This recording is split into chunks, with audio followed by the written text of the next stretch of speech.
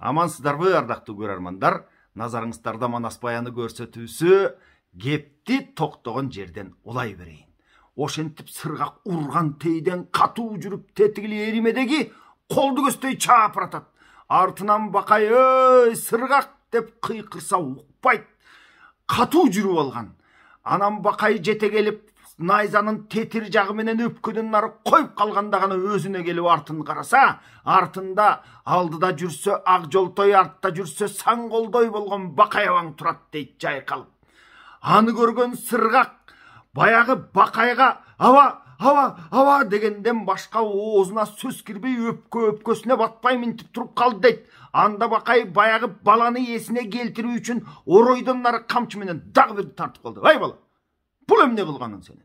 Я, мынча неге шашкалактап, мынча неге үркүп алгансың? Деп сыргакка мынушинтип айтканда сыргак араң өзүнө келип, анан шашкалактап атып баягы алдыдагы болгон согуштун баарысын, тетигил жакта Коңурбай баш болгон Нескара, Ушаң баатыр, Борончу баатыр, жана башка баатырлардын баарысы тетигил бейжинден бери чогулуп, баян Манас менен Алмамбет чубак үчөөнү азыр камап турганын, артынан келе жатканын бүт төкпөй чачпай айтып бергенде, бакаябаң акылга алчап, эй бала, тетигил сенин кебетеңди көрсө, азыр тетигил жерде, эримеде Манастын артынан коркконунан кошулуп келген айрым хандар жакшы көрүп калат дейсиңби? Аяп коет дейсиңби? Кантип баратасың? Я, тез бар дагы өзүңө келип, жуунуп, чайынып, зымырап менин артымдан ээрчигиниң. Алдагандай шашканыңды, алдагынтып айтканыңды көрбөйүн сенин. Деп бакай зиркилдеп, акылды мына мен табамын. Азыр мынау кебетеңди көрсө, тетигил Манастын артынан ээрчип келген муз бурчак оңдуруп коет дейсиңби? Экөөбүздү тоготуп коет дейсиңби? Ушул жерде колун колдон бөлбөйбү да кайра өзүнүн айылына көздөп жөнөбөйбү? Жөнөмөк турсун, нары барып туруп, нойдун баарын чаппайбы да эсебибизди таппайбы? Анын артынан араң келген тетигил кыпчактардын үрбүсү аяп коет дейсиңби? Я, тетигил казактын көкчөсү экөөбүздүн көзүбүздү карап коет дейсиңби? Жана бар дагы өзүңө келгиниң. Деп мына ушундай сөздү айткандан кийин сыргак өзүнө келип, анан койуп бакайдын артынан ээрчип келди. Ээрчип баягы эримеге жеткенде сыргакты көрө калып, колдун баары чогулуп келип, ай сыргак деп хандын баары айланып, сыргак эмне болуп кетти дегенде сыргак эчтеме болбогондой, ой ушундай жерге батпаган мол жылкыны тийип алдык. Ай келип бөлүп кетсин деди Манас.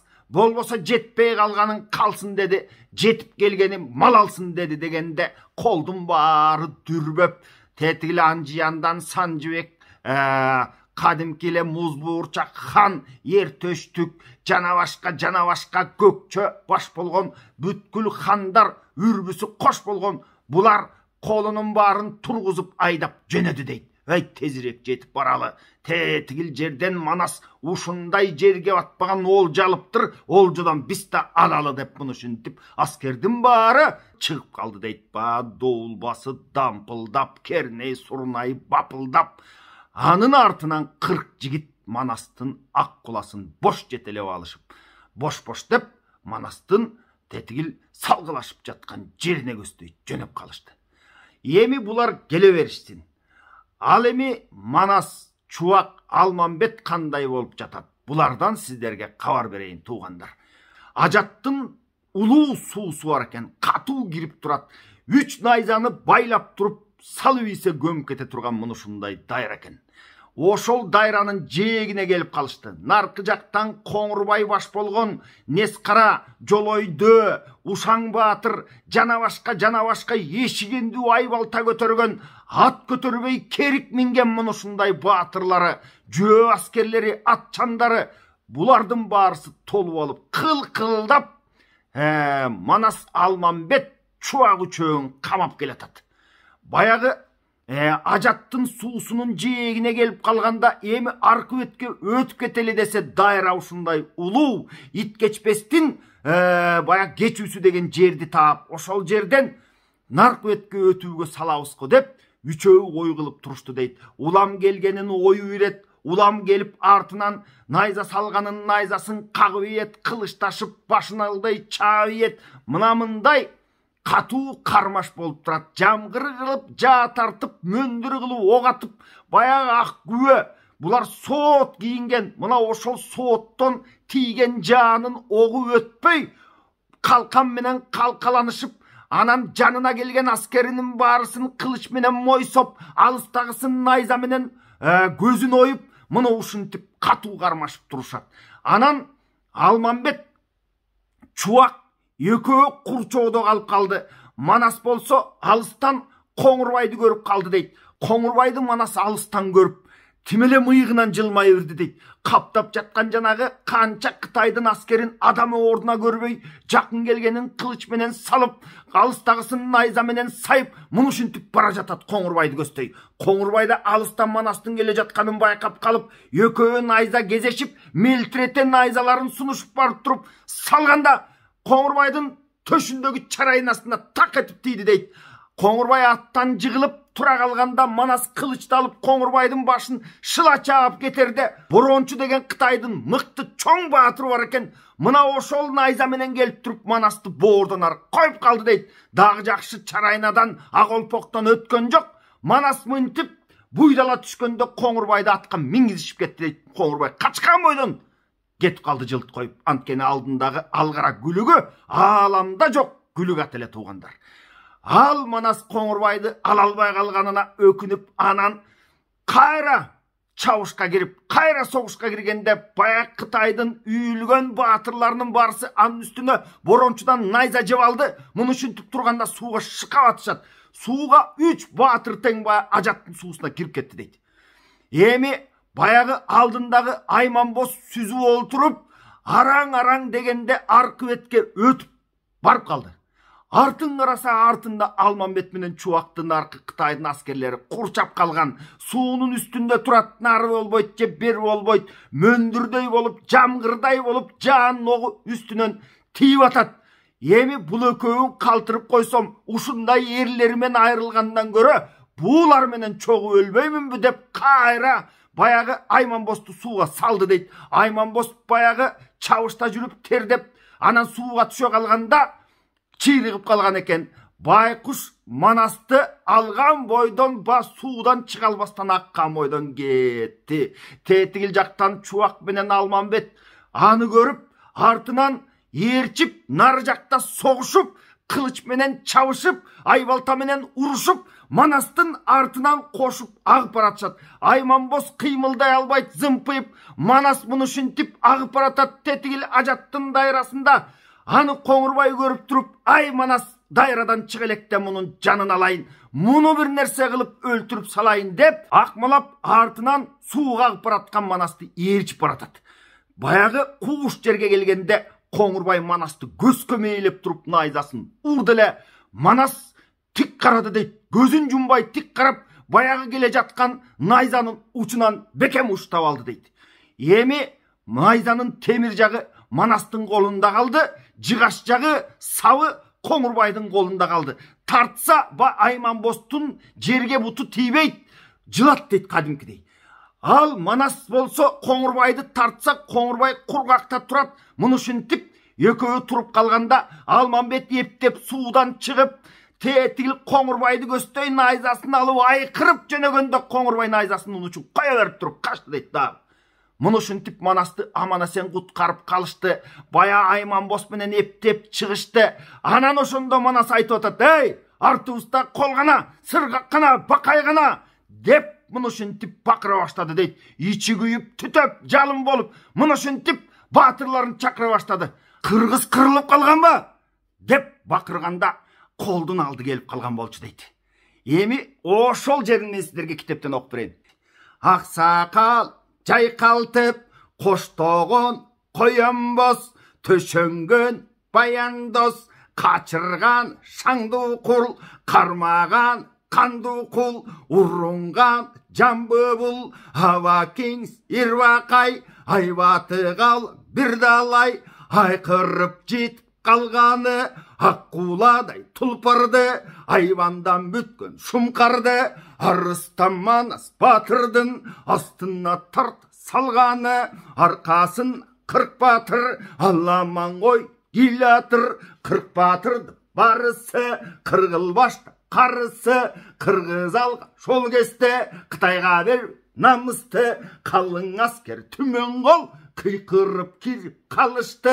Елеман улың ертөштік, іштіктердің жамғырчы, қазақтардың көкчөсі, қалың қыпчақ үрбісі, қара қырғыз жомоғы, қадымкиден қалған үлгісі, тежіктен шыққан мұз бұршақ, темір жаррақ бір қочақ, қалмақ Қытай жолында Санжы деген шар бар. Баштап барып Санжыдан батыр Манас бек қойған, батырлардың бары бар. Анжиянбегі Санжыбек аламандап ат қойып, ат қойғанда бат қойып, атқытшылдар жа чойып, мылтықтың үні тарсылдап, доолдың үні қарсылдап, садақтың оғы шартылдап, қылычтың бары жарқылдап, асаба желек жалпылдап, қарап тұрсаң ұшыны, қара қырғыз қошуны, қаптап кіріп қалғаны, жашым менен қарғаны, жалғыз бұра тартпастан жалпы кіріп қалғаны дейді. Ошенту аскердің барысы жетіп келді. Нарпеттегі Қоңырбайдың қолына еме Манас чындап чабылды баштай тұрған болды. Ошондо Манастың алдына Аққуланы тарта берішті дейді. Манас Аққулаға менгенде, Манастың өңі башқача, Манастың сүрі башқача, Манастың түрі башқача туғандар. Аны мындайча баяндайды, мен сіздерге китептен оқып берейін.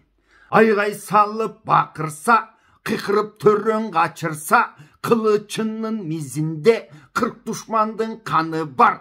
Қылычының мизінде 40 дұшмандың қаны бар дейді.